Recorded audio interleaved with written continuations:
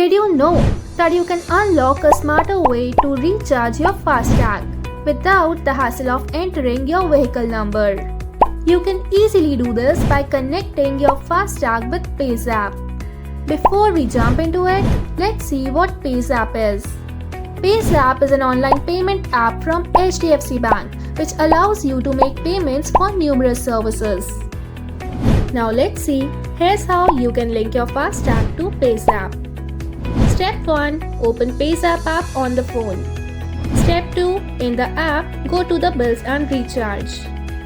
Step 3. Enter your personal details. Step 4. Enter your vehicle details.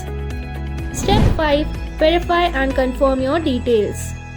Step 6. Verify it with the OTP received on your registered mobile number. Now your FASTag is linked to your PayZapp.